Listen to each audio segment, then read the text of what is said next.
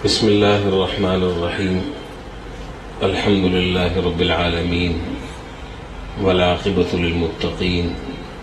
والصلاة والسلام على خير خلقه محمد وعلى آله وأصحابه أجمعين وعلى من تبعهم بإحسان إلى يوم الدين أما بعد. رمضان المبارک کا مہینہ شروع ہو چکا ہے اور تیزی سے یہ رمضان المبارک کا مہینہ اپنے اختتام کی طرف رواں دواں ہے. یہ مہینہ رحمت خداوندی کا وہ موسم بہار ہے جس میں اللہ تعالیٰ کی خاص عنایتیں بندوں کی طرف متوجہ ہوتی ہیں،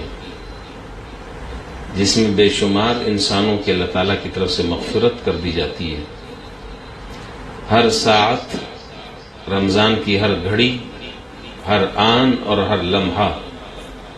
در حقیقت جہنم کے عذاب سے آزادی کا پیغام لے کر آتی ہے. یہ عبادت کا مہینہ ایسا عجیب و غریب مہینہ ہے کہ اس مہینے میں اللہ تعالیٰ کی جو انوارات اور برکات کی تجلیات کا ظہور ہوتا ہے، اس کا مشاہدہ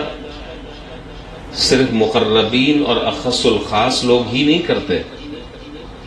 بلکہ اس کا مشاہدہ ہر عام مسلمان، چاہے وہ کتنے ہی گناہگار کیوں نہ ہو، وہ اس کی رحمتوں کا، رمضان المبارک کی برکتوں کا، مغفرتوں کا، اللہ کے انوارات، اللہ تعالیٰ کی طرف سے جو انوارات اور برکات ظاہر ہوتے ہیں، اس کا مشاہدہ وہ خود کرتا ہے. چنانچہ آپ نے دیکھا ہوگا کہ اس مہینے میں بھی کم سے کم ہمت والا مسلمان بھی مسجد کی طرف آتا ہے، فرائض کو ادا کرنے کی کوشش کرتا ہے،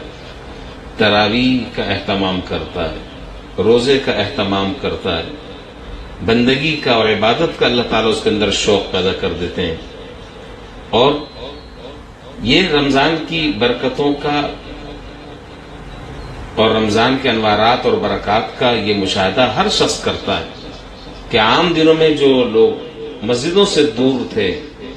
عبادتوں سے دور تھے، فرائض کی ادائیگیوں سے وہ قاصر تھے،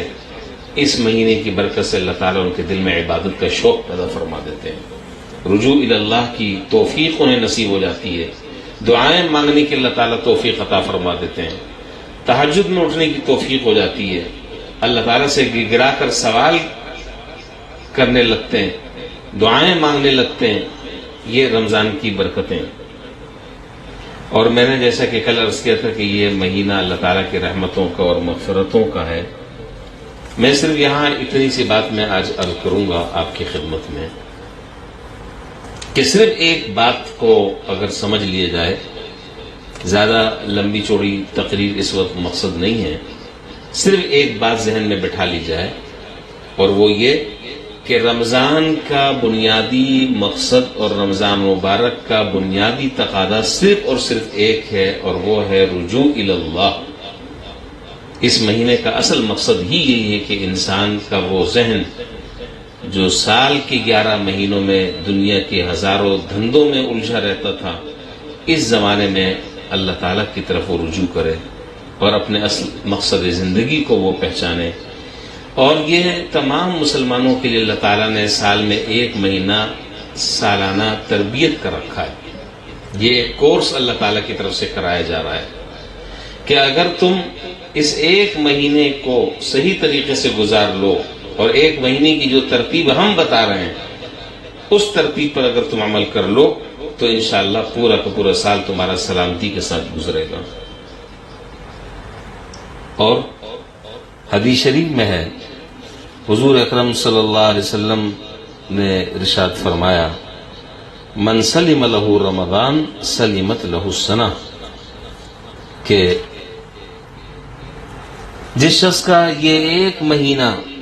سلامتی کے ساتھ گزر گیا اور جس نے گزار لیا، اس کا سارا سال سلامتی کے ساتھ گزرے گا. سلامتی کے ساتھ گزارنے کا مطلب کیا ہے؟ تو حضرات علماء کرام اور حضرات محدثین نے اس حدیث کی تشریح میں فرمایا کہ پہلا مطلب تو اس کا یہ ہے کہ رمضان مبارک میں جو خصوصی عبادتیں اللہ تعالیٰ نے مقرر فرمائی ان کو ٹھیک ٹھیک انجام دیا. اللہ تعالیٰ نے رمضان میں روزے فرض کیے ہیں، رمضان ہی میں یہ فرض ہیں، رمضان کے علاوہ کہیں فرض نہیں ہے. روزے کی اس عبادت کو اہتمام کے ساتھ انجام دے کہ کوئی روزہ چھوٹنے نہ پائے. الحمدللہ بہت سارے مسلمان اس کی کوشش بھی کرتے ہیں اور اس کا اہتمام بھی کرتے ہیں. بیمار ہوتے ہیں تب بھی روزہ نہیں چھوڑتے، ڈاکٹر منع کرتے ہیں تب بھی روزہ نہیں چھوڑتے، ہمت نہیں ہے لیکن پھر بھی روزہ نہیں چھوڑتے. اسی طرح دوسرا یہ کہ رمضان کے جو روزے ہیں ان روزوں کو مکمل آداب کی رعایت رکھتے ہوئے اس کو رکھا جائے، تو پھر یقین کریں کہ اس رمضان کے جو برکتیں ہیں اور ان روزوں کے جو فوائد اور ثمرات ہیں اللہ تعالیٰ وہ نصیب فرماتے ہیں. اور وہ کیا ہے؟ لعلکم تتقون، تاکہ تم جو ہے وہ تقوی اختیار کرو، تمہاری زندگی میں تقوی پیدا ہو جائے. یہ عجیب بات ہے کہ بھوک پیاس پر آدمی صبر کر رہا ہے اور دل چاہ رہا ہے کوئی کام کرنے کا، نہیں کر رہا. اللہ تعالیٰ کے حکم کو اللہ تعالیٰ کے حکم کی بجا آوری میں جائز خواہشات کو اللہ تعالیٰ کی رضا کے لیے چھوڑ رہا ہے، اللہ تعالیٰ کے حکم کو سامنے رکھتے ہوئے چھوڑ رہا ہے، 20 رکعت تراویح پڑھ رہا ہے. یہ ساری چیزیں وہ ہیں کہ جس سے انسان کے اندر تقوی پیدا ہوگا. تقوی پیدا ہوگا، تقوی پیدا ہونے کا معنی یہ ہے کہ اس کے دل میں اب اللہ کا ڈر اور خوف اتنا پیدا ہو جائے گا کہ انشاءاللہ گناہ کرنے سے حتی الامکان وہ بچے گا. تو میں یہ عرض کر رہا ہوں کہ رمضان کے روزوں کو ان کے مکمل آداب کی رعایت رکھ کر اس کو رکھے. صرف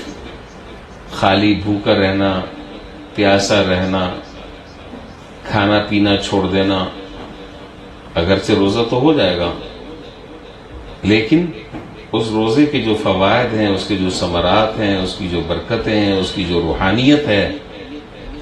اس کے جو فائدے زندگی میں مرتب ہونے چاہیے اور زندگی میں اس کے اثرات نظر آنے چاہیے، وہ چیز حاصل نہیں ہوگی. وہ حاصل اس وقت ہوگی جب روزے کو روزے کی طرح رکھا جائے اور مکمل اس کے آداب کی رعایت رکھ کر رکھا جائے. میں آپ کو اس کی ایک چھوٹی سی میں مثال دے دیتا ہوں. ایک بات کا اگر اہتمام کر لیا جائے، ایک بات کا اس کی کوشش کر لی جائے اور اس کو اپنے لیے حرز جاں بنا لیا جائے تو یقین کریں بہت زیادہ نوافل اگر آپ نے نہیں بھی پڑھے، بہت زیادہ آپ نے صدقہ خیرات نہیں بھی کیا، بہت زیادہ آپ نے تہجد کی رکعتیں نہیں بھی پڑھی، تب بھی انشاءاللہ اس رمضان کے انوارات اور اس کے برکات اللہ تعالی ہم سب کو نصیب فرمائیں گے. وہ بات کیا ہے؟ مثلا ایک بات میں اس سلسلے میں عرض کر دوں. عام طور پر آپ نے دیکھا ہوگا لوگ وقت گزارنے کے لیے، ٹائم پاس کرنے کے لیے، گرمی بہت زیادہ لگ رہی ہے، وقت کٹ نہیں رہا، غیبتیں کرتے رہتے ہیں. اس پر تبصرہ، اس پر تبصرہ، اس کے بارے میں بات، اس کے بارے میں بات، فلاں کا برائی سے تذکرہ، سیاست پر تبصرہ، حالات پر تبصرہ، چغلی، دشنام ترازی، بہتان، افتراء، جھوٹ، بدگوئی، یہ سارے کام جو ہیں وہ زبان کے ہیں. صرف اگر اس بات کا اہتمام کر لے، ہر آدمی اس بات کا عہد کر لے اللہ تعالیٰ سے کہ اس رمضان میں کوشش کروں گا اس بات کی کہ میں اپنی زبان کو لگام دوں، اس سے نہ جھوٹ نکلے گا، اس سے نہ غیبت ہوگی، اس زبان کے چلانے سے نہ کسی کا دل دکھاؤں گا، نہ کسی کو تکلیف پہنچاؤں گا، نہ اس سے خدا نخواستہ اللہ نہ کرے کسی کو کوئی نقصان پہنچاؤں گا. تو یقین کریں بہت زیادہ نفلی عبادت اگر نہیں بھی ہوئی آپ کے نامہ اعمال میں، صرف زبان کو آپ نے روک کر رکھا اور زبان کو اگر آپ نے قابو میں کر لیا، میں یقین سے آپ سے کہتا ہوں کہ رمضان کی برکتیں اور رمضان کی جو رحمتیں ہیں انوارات اور رمضان کی جو برکات ہیں اس کا مشاہدہ آپ کریں گے۔ ہم روزہ رکھ کر بھی غیبت کرتے رہتے ہیں، روزہ رکھ کر بھی ہم دوسروں پر الزام تراشیاں کرتے رہتے ہیں، روزہ رکھ کر بھی ہم جھوٹ بولتے رہتے ہیں، روزہ رکھ کر بھی غلط کاموں سے نہیں بچتے۔ تو حدیث میں تو صاف صاف یہ بات ارشاد فرما دی کہ اللہ تعالیٰ کو ایسے بھوکا اور پیاسا رہنے کی کوئی ضرورت نہیں ہے کہ کوئی آدمی بھوکا اور پیاسا رہے۔ اللہ تعالیٰ کو ایسے بھوکے اور پیاسے کی کوئی ضرورت نہیں ہے۔ اصل بات یہ ہے کہ زبان کوشش کرے اس بات کی کہ زبان سے گناہ سرزد نہ ہو، نہ کسی کی غیبت، نہ کسی کی برائی، نہ کسی پر الزام، نہ فحش گوئی، نہ گالم گلوچ، نہ دشنام ترازی، نہ کسی کو اذیت و تکلیف پہنچانا۔ ایک مہینہ اگر اس طریقے سے گزار لیا جائے کہ زبان کو تالا لگا لیا جائے ہر فحش کام سے، ہر بہیائی کے کام سے، ہر برے کاموں سے، ہر گناہ کے کاموں سے، تو اللہ تعالیٰ کی رحمت سے امید ہے کہ انشاءاللہ اس رمضان کے انوارات اور برکات اللہ تعالیٰ نصیب فرمائیں گے۔ تو رمضان کو سلامتی سے گزارنے کا ایک مطلب تو میں نے عرض کیا کہ وہ مطلب یہ ہے کہ رمضان کو ٹھیک طریقے سے گزارا جائے، یعنی روزے کے مکمل آداب کی رعایت رکھتے ہوئے روزہ رکھا جائے۔ ایک مطلب تو اس کا یہ ہے، اور دوسرا مطلب رمضان مبارک کو سلامتی کے ساتھ گزارنے کا علماء نے لکھا کہ وہ یہ ہے کہ کوشش اس بات کی کرے، اہتمام اس بات کا کرے کہ حتی الامکان کوئی گناہ اس سے سرزد نہ ہو، کوئی گناہ اس سے سرزد نہ ہو۔ ان دو چیزوں کا اگر اہتمام کر لیا جائے تو انشاءاللہ رمضان کی رحمتیں اور برکتیں اللہ تعالی ہمیں نصیب فرمائیں گے۔ ہم سب کو اس کا اہتمام بھی کرنا چاہیے اور کوشش بھی کرنی چاہیے۔ اور ایک بات آخر میں ایک بات اور بھی ذہن میں آ رہی ہے، وہ بھی میں عرض کر دوں۔ دیکھیں، رمضان کو صحیح طریقے سے اگر گزارا جائے تو تقوی انشاءاللہ حاصل ہو جائے گا، اور تقوی جو ہے بہترین توشہ ہے مومن کا، زاد راہ ہے، اس کے بغیر زندگی نہیں گزر سکتی۔ تو اگر ایک بات یہ اچھے طریقے سے سمجھ لی جائے اور اللہ تعالی ہمیں اس پر عمل کرنے کی توفیق عطا فرما دیں کہ رمضان المبارک کے روزے یہ اس فکر کے ساتھ ہم رکھیں، رمضان کی عبادتیں اس فکر کے ساتھ ہم کریں، اور اللہ تعالیٰ سے دعا اس اہتمام کے ساتھ ہم کریں کہ اللہ تعالیٰ ہمارے اندر تقوی پیدا فرما دیں اس کی برکت سے۔ اس کی فکر کے ساتھ اگر ہم یہ سارے کام کریں گے تو انشاءاللہ اس کی برکتیں اللہ تعالیٰ ہم سب کو نصیب فرمائیں گے۔ اللہ تعالیٰ ہمیں اس کی قدر کرنے کی، رمضان کے دنوں کی قدر کرنے کی توفیق عطا فرمائے، اور حتی الامکان صحیح طریقے سے اپنا پورا وقت اللہ تعالیٰ کی رضا والے کاموں میں صرف کرنے کی توفیق نصیب فرمائے۔ وآخر دعوانا الحمدللہ رب العالمین۔